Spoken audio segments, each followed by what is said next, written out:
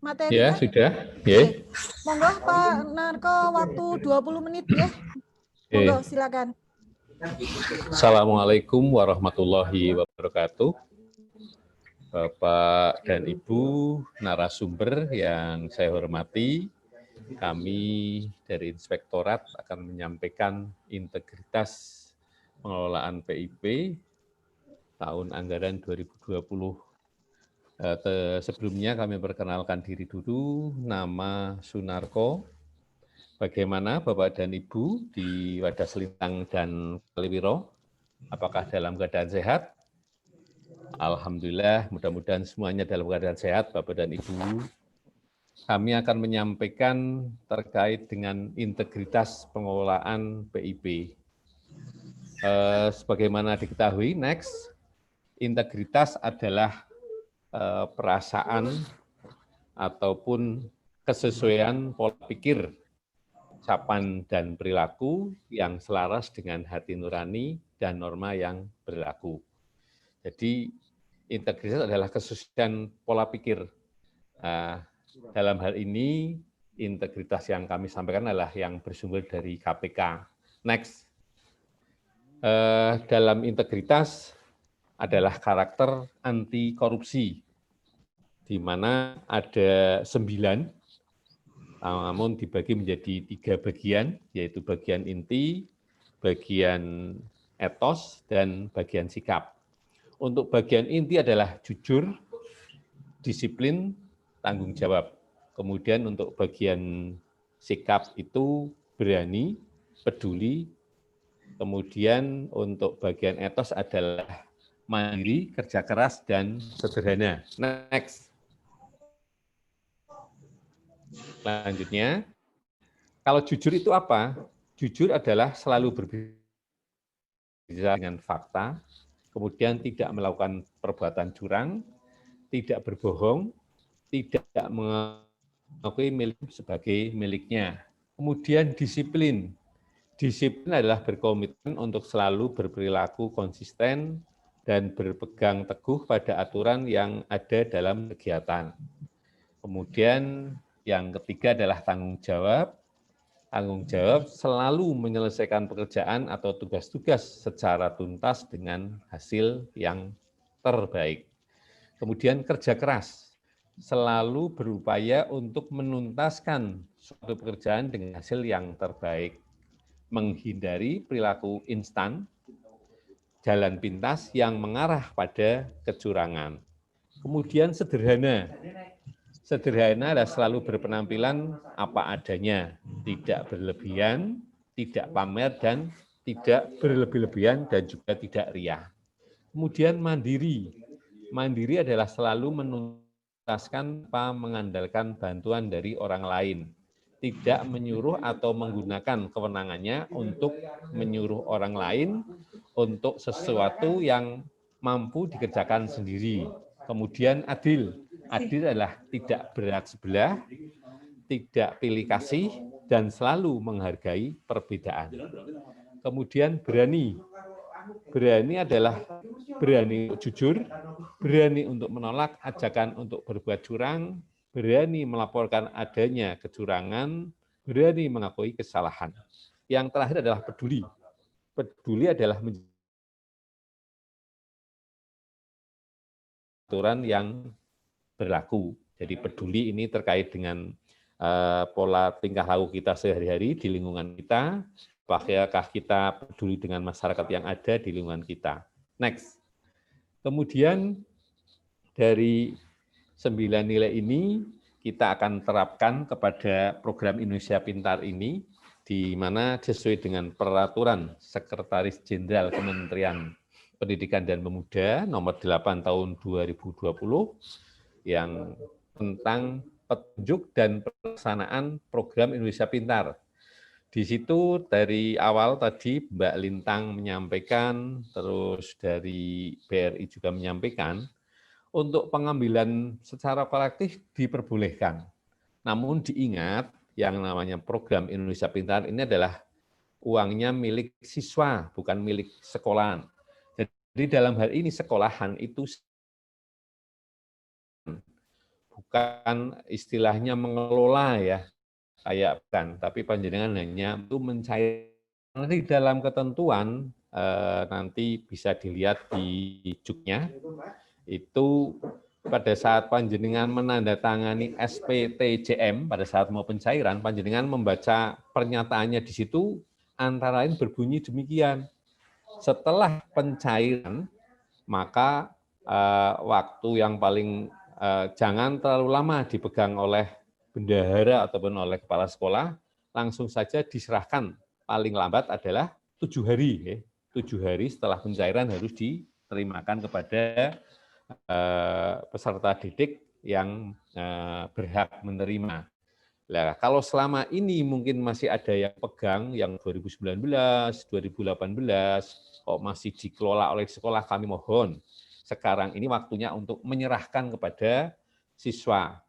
Jadi itu uang bukan haknya sekolah, tapi haknya siswa. Selanjutnya di dalam ketentuan Persesjen nomor 8 2020, di situ juga disampaikan bahwa setelah pencairan diberikan kepada siswa, Bapak dan Ibu guru juga harus menyampaikan kepada orang tua peruntukannya sesuai dengan ketentuan. Tadi Mbak Lintang menyampaikan ada 6 hal ya yang boleh dipergunakan atau peruntukan untuk program Indonesia Pintar ini. Kemudian orang tua ataupun siswa memberikan tanda terima, dan nanti tanda terima itu adalah merupakan laporan pencairan. Jadi setelah uang diberikan kepada siswa, sekolah yang istilahnya mengambilkan kolektif itu harus membuat laporan pencairan dana, dan laporan itu ditujukan kepada Dinas Pendidikan Kabupaten Wonosobo. Paling lambat kapan? Paling lambat adalah tanggal 10 hari setelah pencairan. Jadi karena sekarang pandemi COVID-19 masih terus, lebih baik mungkin di kolektif silahkan, tapi harus ditaati ketentuan ini. Jadi pertama harus 7 hari diberikan ke siswa, kemudian 10 hari harus sudah ada laporan ke Dinas Pendidikan Kabupaten Wonosobo. Selanjutnya, next. Kemudian apa saja yang diperbolehkan, tadi Mbak Lintang sudah menyampaikan, ada gambarnya, kalau saya menyampaikan adalah tulisannya. Yang pertama adalah untuk membeli buku dan alat tulis.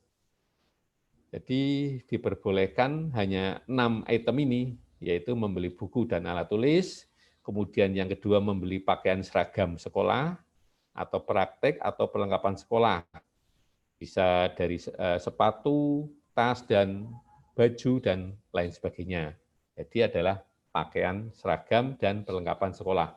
Kemudian yang ketiga, membiayai transportasi peserta didik ke sekolah. Jadi peserta didik yang rumahnya jauh, mungkin tiap hari perlu ngojek, perlu apa lah, bisa menggunakan uang PIP ini. Yang keempat, uang saku peserta didik. Lah ini tiap hari mungkin untuk membeli jajan mereka, anak-anak yang ini bisa diberikan uang saku. Kemudian yang kelima, biaya les tambahan. Jadi mungkin untuk yang PIP ini bisa dipergunakan untuk biaya les tambahan bagi peserta didik. Kemudian yang keenam, biaya praktek tambahan. Nah, ini juga bisa diberikan atau mempergunakan anggaran PIP. Next. Selanjutnya, kami sampaikan juga karena terkait dengan integritas, maka sedikit banyak kami sampaikan dasar hukum pemberantasan korupsi di Indonesia. Ini ada 12 poin dari TAP MPR sampai dengan undang-undang, PP, terus Inpresnya. Next. Karena kami menyampaikan banyak materi, tujuannya selanjutnya, next. Contoh berbagai usaha dalam menentang korupsi. Yang pertama adalah dibentuknya KPK. Yang kedua, kewajiban menyampaikan LHKPN. Lah ini kalau LHKPN terus terang di Kabupaten Wonosobo hanya eselon 2, termasuk kami di Inspektorat, auditor juga wajib setiap tahun melaporkan harta kekayaan. Jadi laporan harta kekayaan pegawai negeri sipil. Kemudian dibentuknya saber pungli. Di Wonosobo ada saber pungli, sudah beberapa kali juga ada OTT, dan juga sosialisasi ke SD, ke SMP pernah, ke desa juga sering. Kemudian dibentuknya bidang khusus di Kejaksaan dan Kepolisian. Di Polres itu ada unit tipikor, di Kejaksaan itu ada Kasipitsus pidana khusus tipikor. Kemudian penguatan APIP dalam pencegahan dan penampingan pengawal OPD. Jadi kami di setiap OPD atau dinas sering mendampingi dalam hal pengadaan barang jasa, mungkin bentuknya adalah evaluasi atau monitoring ataupun probity audit. Kemudian dibentuknya tim unit pengaduan gratifikasi. Di Inspektorat ada unit pengendalian gratifikasi. Jadi siapa saja pejabat yang menerima gratifikasi, pertama harus melaporkan, terus menyerahkan kalau bentuknya uang, diserahkan uangnya.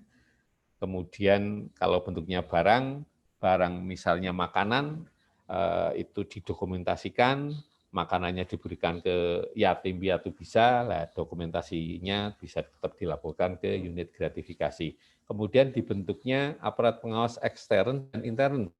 Kalau ekstern adalah BPK, intern berarti Inspektorat Kabupaten, Inspektorat Provinsi, Inspektorat Kementerian dan Lembaga, kemudian juga BPKP. Next. Berikutnya, tujuan akhir dari pencegahan korupsi adalah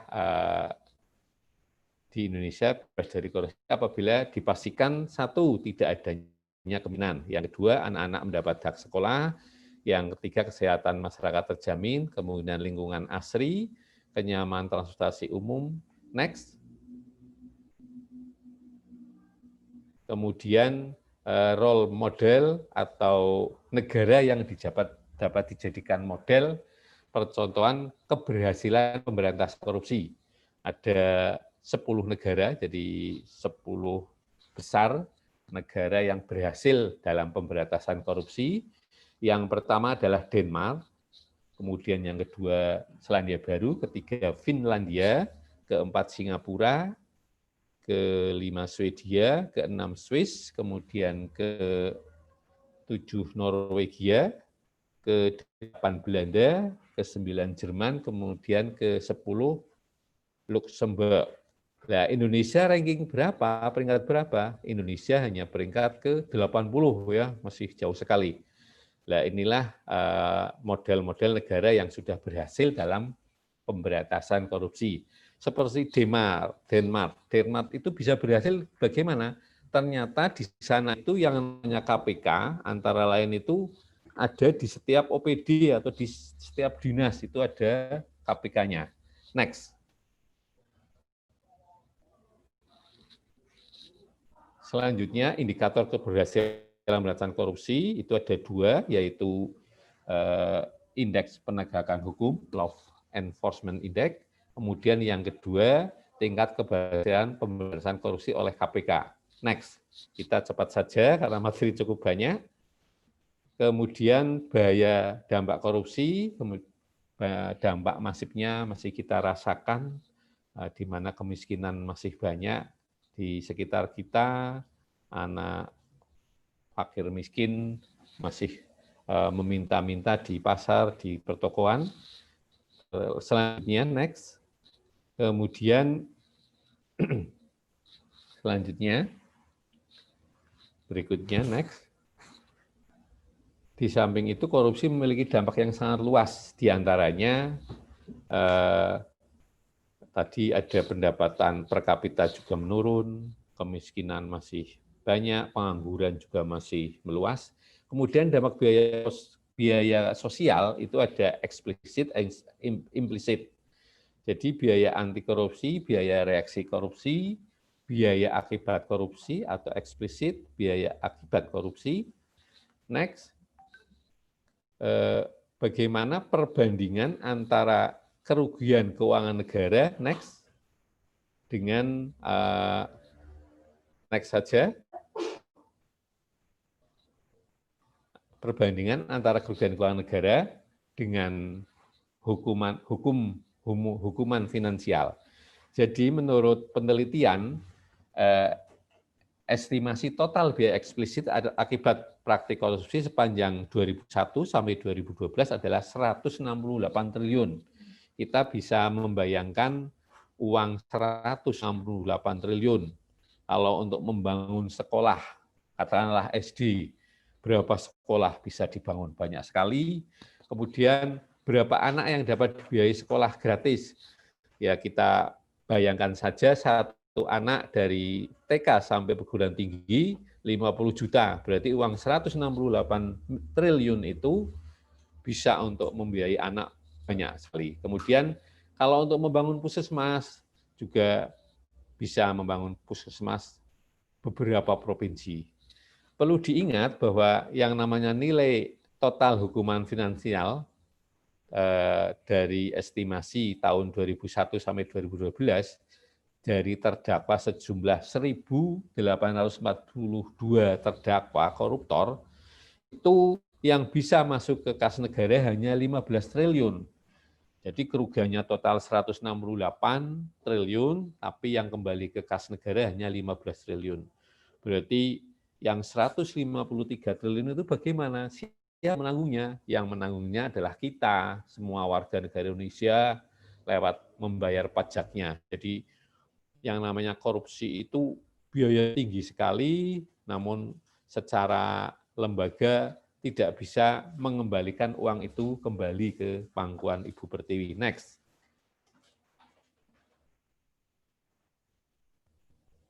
Berikutnya, hubungan antara dampak korupsi, biaya sosial, dan indikator keberhasilan. Semakin meningkat indikator korupsi, tadi Norwegia, Swedia, sampai mendekati nilai 100, ya 88, itu di sana sudah terbebas dari korupsi, ya, merupakan negara yang terbebas dari korupsi, yang sudah pasti berdampak baik bagi kemakmuran suatu negara. Ya, kalau yang peringkat 4 tadi Singapura, bukan saja negara yang makmur, tapi rakyatnya hidup dengan kemakmuran. Terpenuhinya berbagai fasilitas dengan baik dan murah. Next. Kemudian tadi hubungan antara dampak korupsi, biaya sosial sudah saya sampaikan. Coba ini gambarnya, next.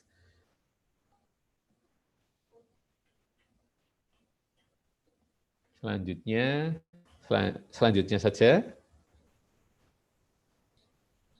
karena materinya kalau next lagi, kita akan menyampaikan terkait dengan pengertian korupsi itu apa. Menurut Undang-Undang Nomor 31 Tahun 1999 adalah merupakan suatu perbuatan melawan hukum dengan maksud memperkaya diri sendiri, orang lain, perorangan atau operasi yang secara langsung maupun tidak langsung dapat merugikan keuangan negara atau perekonomian negara, yang perbuatan itu dipandang sebagai perbuatan yang bertentangan dengan nilai-nilai keadilan masyarakat. Jadi ingat, pertama adalah melawan hukum, kedua adalah memperkaya diri sendiri atau orang lain atau korporasi, dan juga merugikan keuangan negara. Next.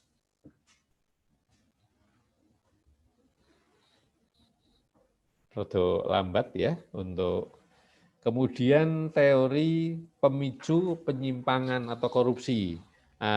Salah satunya adalah teori GON, yaitu GON huruf G yang pertama, greed, adalah keserakahan, kemudian huruf O, opportunity, kesempatan, kemudian ketiga N, need, atau kebutuhan, kemudian huruf keempat itu E, exposure, atau pengumuman. Nah inilah salah satu teori, jadi keserakahan, kesempatan, kebutuhan, pengungkapan. Lah ini semua kalau kita tidak punya integritas, semuanya tidak dikendalikan, bisa saja kita akan melakukan korupsi. Next. Kemudian dari 30 delik tindak pidana korupsi dirubah di dalam Undang-Undang Nomor 20 Tahun 2001 menjadi 7 tindak pidana korupsi. Nah ini kalau program Indonesia Pintar diselewengkan dari 7 tindak pidana korupsi ini masuk yang mana? Bisa saja yang nomor 1 yaitu merugikan keuangan negara. Bisa saja itu nomor 3 yaitu penggelapan dalam jabatan. Bapak dan Ibu Kepala SDM, SD, dan SMP adalah pejabat, jadi bisa dikatakan menggelapkan jabatan kalau ada penyelewengan dari program PIP ini. Kami berharap tidak terjadi. Kemudian gratifikasi. Gratifikasi ini yang terakhir ya, gratifikasi ini memang masih marak di sekitar kita. Kita harus bisa mengendalikan diri, kalau bisa no gratifikasi atau tidak menerima gratifikasi. Next. Kemudian perbedaan gratifikasi, uang pelicin, pemerasan, dan suap menyuap.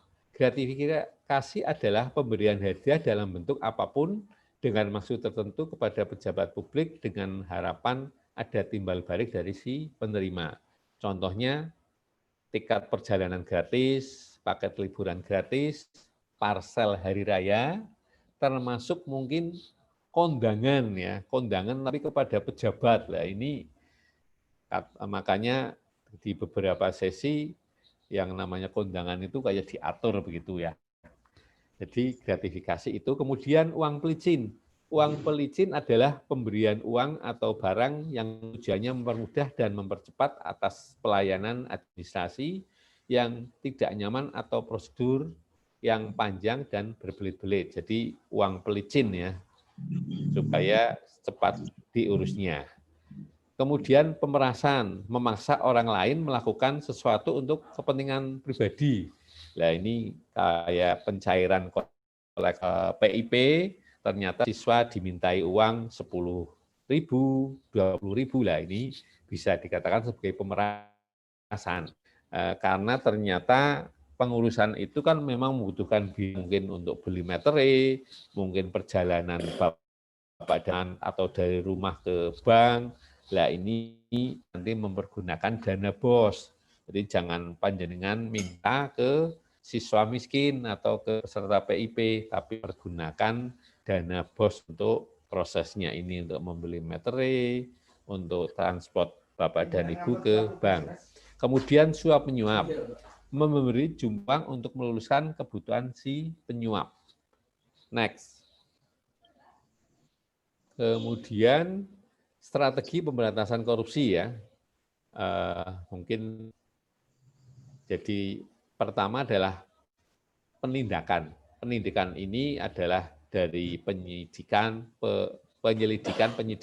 penuntutan sampai dengan pengadilan. Ini tujuannya adalah untuk menimbulkan rasa takut. Jadi semua ke OTT sampai ke persidangan rasa takut untuk korupsi. Kemudian perbaikan sistem lah ini. Seperti terakhir kalau di dunia pendidikan adalah penerimaan peserta didik baru online. Itu merupakan perbaikan sistem, termasuk mungkin ATM, PIP ini mempergunakan ATM, ini merupakan salah satu perbaikan sistem. Nah, tujuannya apa untuk perbaikan sistem ini? Agar tidak bisa korupsi ya. Kalau anak-anak itu mengambil sendiri, memakai ATM-nya sendiri, nah kita sebagai yang di sekolah kan tentunya nggak bisa minta atau nggak bisa istilahnya menyelewengkan uang tersebut. Ya. Bisa korupsi karena sistemnya diperbaiki. Selanjutnya edukasi dan kampanye. Nah ini edukasi, karena kita di dunia pendidikan, marilah kita selalu mendidik anak-anak kita untuk anti korupsi, dan juga kampanye ya. Kalau kampanye, kami kebetulan lagi mengusulkan untuk menjadi penyuluh anti korupsi. Bapak dan Ibu guru juga bisa sebenarnya, ada beberapa rekan, kalau tidak salah dari Klaten ya, di SMP mana Klaten, dia adalah salah satu penyuluh anti korupsi. Nah ini untuk edukasi dan kampanye ini ditujukan untuk apa? seseorang supaya tidak mau korupsi. Setelah kita beri pengertian, kita edukasi orang tersebut, tujuan akhirnya apa? Supaya dia tidak mau korupsi. Dan tentunya semua itu adalah peran serta semua masyarakat agar korupsi di Indonesia ini cepat berkurang atau mungkin hilang. Selanjutnya, next. Nah, aktualisasi integritas dapat mencegah korupsi dengan cara belajar dari tokoh masyarakat. Salah satunya adalah data. Pada tahun beliau menjabat sebagai wakil presiden, Bung Hatta itu menginginkan sepatu ya, menginginkan sepatu. Kalau yang namanya wakil presiden mungkin membayar atau membeli pabrik sepatunya bisa ya, mungkin ya. Tapi karena Pak Bung Hatta ini adalah orang yang berintegritas, selama menjabat sampai dengan beliau meninggal, pada saat itu adalah sepatu merek Beli ya. Beli itu Pak Bung Hatta tidak bisa memilikinya dari awal sampai akhir. Sampai beliau wafat tidak mampu membeli. Sebenarnya tiap bulan sudah berusaha untuk menyimpan uang ataupun menabung untuk membeli sepatu, tapi sampai karena kepulangannya tiap hari juga ada, tiap bulan membantu saudaranya dan sebagainya, sehingga tidak pernah cukup untuk membeli sepatu Beli. Ini salah satu tokoh yang berintegritas. Selanjutnya, Ki Hajar Dewantoro. Ki Hajar Dewantoro adalah Menteri Pendidikan yang pertama. Di sini ada cerita mie godok sang menteri. Kenapa demikian? Pada saat beliau dilantik menjadi Menteri Pendidikan, dia pulang, kalau sekarang yang namanya menteri mesti dikawal dengan mobil dinas, tapi pada saat itu tidak, pulang ya pulang sendiri. Nah, perayaannya setelah jadi menteri itu apa? Ki Hajar Dewantoro padahal dia adalah termasuk orang yang bangsawan ya, termasuk orang yang istilahnya masih keturunan Raden waktu itu. Namun karena dia punya integritas yang bagus, dia tidak foya-foya, dan dia merayakan menjadi menteri itu hanya membeli mie godok. Jadi satu rumah bersama istri dan anaknya membeli mie godok terus dimakan bersama-sama. Lah ini nih cerita tentang integritas seorang Ki Hajar Dewantoro yang terkenal dengan mie godok sang menteri. Selanjutnya, next. Selanjutnya adalah Hugeng kalau tidak salah ya. Oh ternyata Ki Hajar Sri Sultan ya. Sri Sultan Raja Jogja ini adalah salah satu aktualisasi integritas dapat mencegah korupsi dengan cara belajar dari tokoh bangsa, yaitu Sri Sultan Hamengkubuwono ke-9. Beliau suatu saat mengemudikan sedannya sendiri, dan karena waktu itu kesusu ya, ibaratnya mau rapat, waktunya sudah tidak cukup, dia melanggar lampu bangjo merah, dia tabras begitu. Nah, kemudian oleh polisi disemprit. Nah, namun dia walaupun seorang raja, dia tetap berhenti, minggir, kemudian ditilang waktu itu. Walaupun dia seorang raja, namun dia tetap punya integritas, dia tetap menerima surat tilangnya, kemudian melalui prosesnya, dia sidang dan lain sebagainya. Ini adalah contoh integritas seorang pemimpin, walaupun dia gubernur dan juga Raja Jogja, namun dia tidak semena-mena, tapi dia tetap merasa salah karena melanggar lampu lalu lintas. Kemudian dia juga mengikuti sidang, terus membayar dendanya waktu itu. Next. Kemudian cerita yang lain adalah aktualisasi integritas dapat mencegah korupsi dari Baharudin Lopa. Nah ini Baharudin Lopa adalah salah satu kepala Kejaksaan Tinggi Sulawesi Selatan. Nah, dia suatu saat bertugas ke salah satu kabupaten di Sulawesi Selatan. Dia tahu kalau kendaraannya bensinnya habis.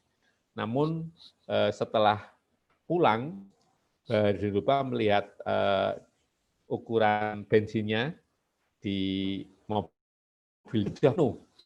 Nah, pada saat itu, padahal sudah berjalan kurang lebih 30 km dari kabupaten itu, kembali lagi. Baru Denropa menyuruh supirnya untuk kembali dan menuju ke salah satu kantor kejaksaan. Dia menyuruh jaksa yang mengisi bensin itu untuk menyedot kembali.